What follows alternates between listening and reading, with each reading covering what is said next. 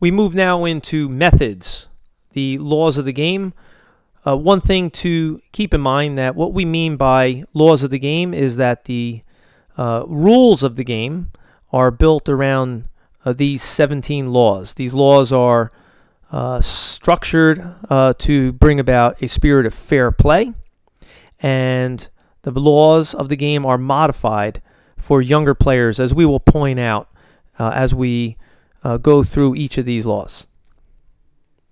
So take a look at the small-sided games chart. This is from U.S. Soccer and their player development initiatives. Notice that as we move from U6 players right on up to U12, players move from a size 3 ball into a size 4. The game models move from 4v4 through 7v7 and 9v9. The duration of the games gets longer as players get older. Field sizes get larger. And the offsides law is applied once players get into the larger sided games from the 4v4. So 4v4, no offsides. So the larger sided games, the 7v7, 9v9, and obviously the 11v11 does have offsides. So you can refer to these player development initiatives through the U.S. Soccer website under Coaching Education and PDI's Player Development Initiatives. Heading is prohibited for players U11 and younger, so heading is not part of the game. This is due to the player safety initiative brought about through recognition of the potential of brain injuries for younger players in terms of heading in the sport of soccer. As players get older and move into the U12 age group, heading is permitted. However, we limit this heading to no more than 15 to 20 headers per player per week. So we would be mindful of that in the structuring of training sessions that involve perhaps balls served from wider areas of the field and players placed in a position to head the ball. Moving into U13 and U14, when the ball is now a size 5, the players are also limited to 15 to 20 headers, no more than that amount of headers per player per week. And we would be mindful as well of heading that's taking place within that age group and activities that would call upon players to perform heading in a repetitive way. So U15 through U19, heading is permitted. However, we as coaches look to keep safety in mind. We want to ensure that players are using proper technique in heading, and we will demonstrate those ideas within the field portion of the course to get a better idea of how we can safely teach heading to these players. The Law 1 is the field of play. Take a look at the dimensions. I will not read them verbatim, but I will say that fields are designed to be age appropriate, and they are adjusted in terms of their size based on the age of players. The size of the ball, which is Law 2, is in accordance with the age of the player. We look to use a size 3 ball for players U6 right on up through U8. U9, 10, and 12 use a size 4, and U13s and older use a regulation size 5 soccer ball. Law 3 is the number of players. U6 through U8 play 4v4 with no goalkeepers, so a total of 8 players on the field at any given time with no goalkeepers. The goals are adjusted to size. They are mini goals. And remember, in this format, there is no offsides. U9 through U10 play 7v7. One player on each team is the goalkeeper. And we also look at this age to rotate players through that position so one player is not playing goalkeeper for the entire game. So moving into the U11 and U12 age group, 9v9 is the game model. One player on each team is the goalkeeper. Just one note, in the 7v7 there is a build-out line, which we will get into a little later in this course. In the 9v9 model, there is no build-out line. Punting is allowed in 9v9 from the goalkeeper, and in the 7v7, punting is not permitted. U13 and U19, right on up through U19, is 11v11. That is the standard size field with the standard number of players, and obviously each team has a goalkeeper. Keep in mind that substitution, rosters, playing time, rules for co-ed teams vary. So check with each league that you register teams within to ensure a complete understanding of these rules within your particular league. Law 4 is the player's equipment. Each player must be equipped with shirt, shorts, socks, shin guards tucked into the socks, and proper footwear for the field that is being played upon. So the standard grass or artificial grass field will call for players to wear molded cleats that are plastic and not metal. Shin guards obviously should be size appropriate, so should cover 3/4 of the shin at least, and that should be a consideration that is spoken to parents about, so that parents get the proper footwear and shin guards. U8 through U10 players can wear flats or rubber type of turf shoes instead of cleats.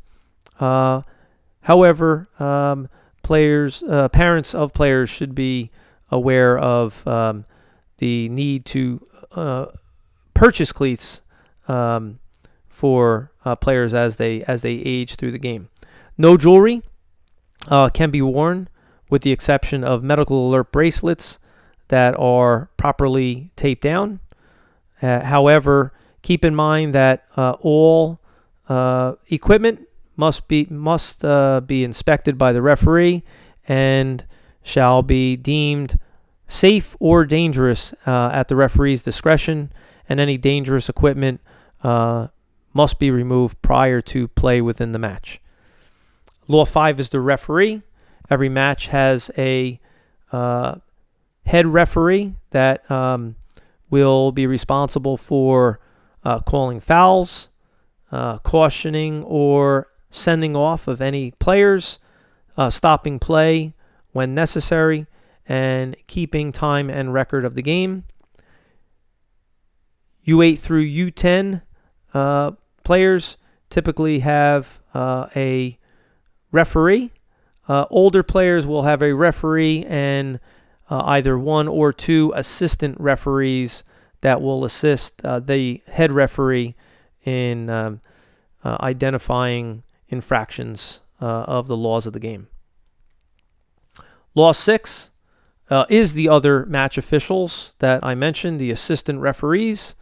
They will signal to the head referee when the ball's in and out of play, identify the direction that the ball should be played within for throw-ins, identify goal kicks and corner kicks, identify offsides, alert the referee of substitutions and any fouls or misconduct.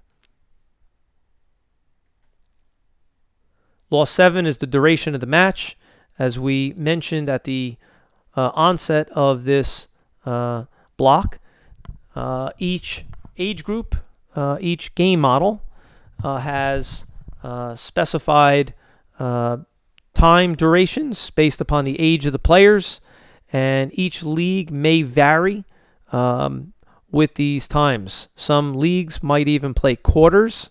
So this is something that you as a coach should ascertain from the league that you're playing within and or referees of each match. Law 8 is the start and restart of play. A coin toss will be done at the beginning of the game to identify which team will either kick off or defend a particular goal to begin the game. All opponents must be 10 yards from the ball, and within the U8 model, players must be 6 yards from the ball. U10, players must be 8 yards from the ball. And the question is, can a goal be scored directly from a kickoff? And the answer is yes. Take a look at the illustration in the upper left-hand corner. This illustration will identify which ball has been played out of bounds. There's only one ball there that is out of bounds. The rest of the balls are in play because the entirety of the ball hasn't completely crossed the line that serves as the divider between in play and out of play. The question is the ball in play when it hits the crossbar or goalpost? The answer is yes. Is the ball in play when it hits the corner flag? The answer is yes. And is the ball in play when it hits the referee? Again, the answer is yes. Law 10, determining the outcome of a match. Again, the ball must be completely across the line for a goal to be awarded. And in the illustration in front of us, only one ball has completely crossed the goal line within the area of the goal. So only one of those balls indicates a goal has been scored. Law 11 is the offsides law. So one is in an offsides position if they are nearer to his or her opponent's goal line than both the ball and the second to last opponent. If we take a look down, we can identify what not in an offside position would be. One cannot be offside in his or her own half of the field. One cannot be offsides if they are level with the second to last opponent when the ball is played. And one cannot be offside if they are level with the last two opponents when the ball is played. So the ball is restarted, just to keep in mind, in an offsides with an indirect free kick awarded to the opposing team. So when is someone offsides? At the moment the ball is touched or played by one of the person in question's teammates. That is the question. Was that opponent within an offsides position at the moment the ball was played? The person would not be offsides if they were not in an offsides position. Then the ball was played and they moved to an offsides position. They would only be offsides if they're there when the ball is played, if they're already in the offsides position when the ball is played. So there is no offsides offense if a person receives a ball from his or her own goal kick, from a throw-in. One cannot be offsides on a throw-in, or a corner kick. If someone receives the ball from a corner kick from their teammate. A player cannot be offsides, or I should say a player is offsides during active play if they're interfering with the play. So a person is in an offsides position. They do not come in contact with the ball, but they do interfere with play. Perhaps they obstruct a goalkeeper, or they interfere with an opponent by causing the opponent to pay attention to their movement off the ball, or if they're gaining an advantage by being in that offsides position, such as being there when a teammate is in possession of the ball and they look to receive a ball, perhaps by calling a teammate to play the ball to them and distracting an opponent. So this would be gaining an advantage for the player on the ball. That would be somebody involved in active play. These illustrations illustrate players. One player that's in an onside position when the ball is played. He's even to the second to last defender when at the moment that ball is played. And the player on the right, the same player, is in an offsides position when the ball is played by his teammate because he is beyond the second to last opponent. The last opponent in both of those illustrations, although we cannot see that last opponent, is the goalkeeper. Law 12, fouls and misconduct. So a foul that is identified as being careless, reckless, or the use of excessive force. This includes tripping, kicking, jumping, pushing, striking, spitting at, or holding an opponent, and this also includes deliberately handling of the ball, is punished by a direct free kick. A penalty kick is awarded if a direct free kick offense occurs within an opponent's penalty area. An indirect free kick is awarded to the opposing team when a goalkeeper inside his own penalty area takes more than 6 seconds to distribute the ball. Also, if any field player, in the opinion of the referee, plays in a dangerous manner, impedes the progress of an opponent, prevents a goalkeeper from releasing the ball from the goalkeeper's hands. These instances are they're cause for awarding an indirect free kick to the team that has been violated. Law 12 indicates cautionable offenses and sending off offenses. These fall also under fouls and misconduct. Typical cautioning offenses or yellow cards are the result of unsporting behavior, dissent, persistent infringement, so persistent fouls, failing to respect the distance when play is restarted. Sending off offenses result from serious foul play, violent conduct. Dogzo, which is also denying an obvious goal-scoring opportunity. Deliberately handling the ball. And things like offensive language or gestures, and receiving a second yellow card caution in the same match. The signal for a direct free kick, the hand of the referee is pointed directly toward the opponent's goal, and the signal for an indirect free kick is a hand straight in the air by the referee.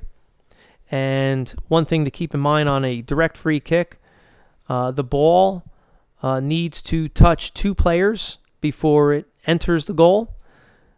And this could be players on either team. So a player can shoot directly at the opponent's goal. If it deflects or a goalkeeper's hand touches the ball before it enters the goal, it's a goal. A direct free kick, the ball can be played directly into the opponent's goal without touching anyone else. Law 14 is the penalty kick. It is the spot is centered 12 yards from the center of the goal, and it is one player that's been identified to the referee before the kick as the kick taker and the goalkeeper. The goalkeeper must have his or her feet upon the line at the time the ball is struck. A throw-in is the method of restarting play when the ball crosses either touchline. Both feet of the thrower must be upon the ground and must be not on the field of play. A throw-in is awarded when the ball completely crosses the touchline. And the question is, can a goal be scored directly from a throw-in? The answer is no. Law 16 is a goal kick. Can a goal be scored directly from a goal kick? The answer is yes, but it can only be scored against the opposing team. This goal kick is awarded when the entirety of the ball has crossed the entirety of the goal line, and the goalkeeper typically restarts with the goal kick, although any player on that goalkeeper's team can restart on the goal kick. The ball does not have to leave the penalty area on a goal kick, so a player on the same team can receive the ball from his or her goalkeeper during this restart. Law 17 is a corner kick. This is, if we think about it, it's a direct free kick from the corner. So a goal can be scored directly from a corner kick, but only against the opposing team.